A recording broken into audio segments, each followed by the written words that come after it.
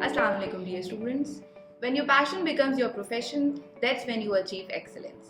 I'm Atiya Siddiqui. I'm a proud member of the prestigious Institute of Chartered Accountants of Pakistan and I'm an ex-student of SBM SBM. I'll be your teacher for CAF 3 in the upcoming attempts in SBM inshallah. सबसे पहला सवाल जो student मुझसे पूछते हैं वो ये कि मैम लॉ क्यों पढ़ना है?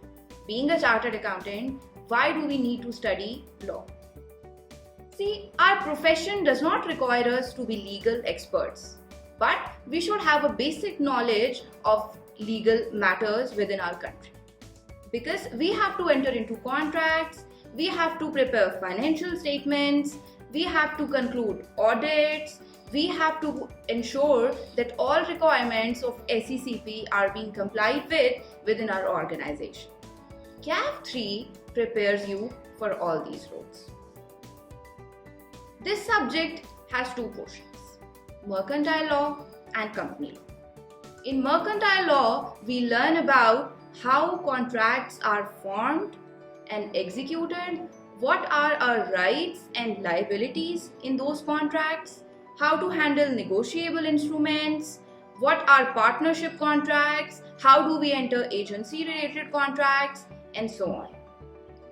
In company law portions, we learn about how companies are formed and how they execute within the legal environment of Pakistan. फिर अगला सवाल ये है कि how will we tackle CAF 3? Because students find the subject very intimidating, boring, and sometimes dry. So I have a 7-point agenda for you. Number 1, 100% course coverage. Because selective study can never result in anything good.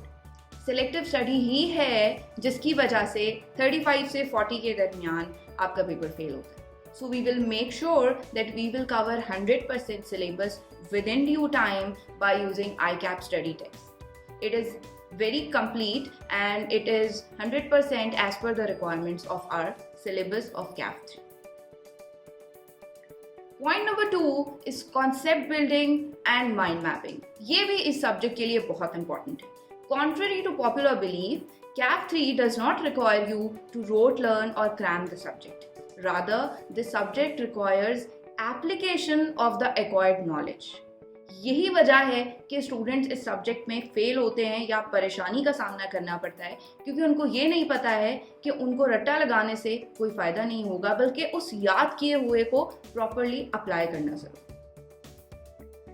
Point number 3 is practical examples that I'll give you from my own experiences of KPMG which will make the subject interesting for you as well as helping you with case study related questions. उसमें भी student एकदम से परेशान हो जाते हैं कि ये पता नहीं कहाँ से आ गया, इसको हम कैसे हैंडल करें. नॉलेज आपकी वही होती है, बस उसको अप्लाई करना आना चाहिए.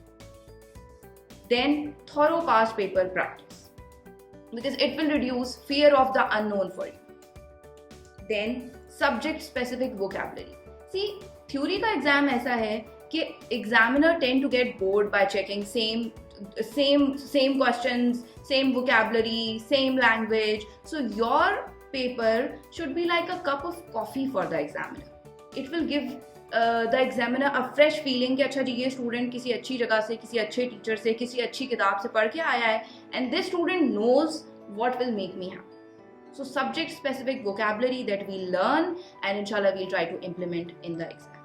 Point number 6 is exam focused mocks. Definitely we'll conduct mocks throughout the session.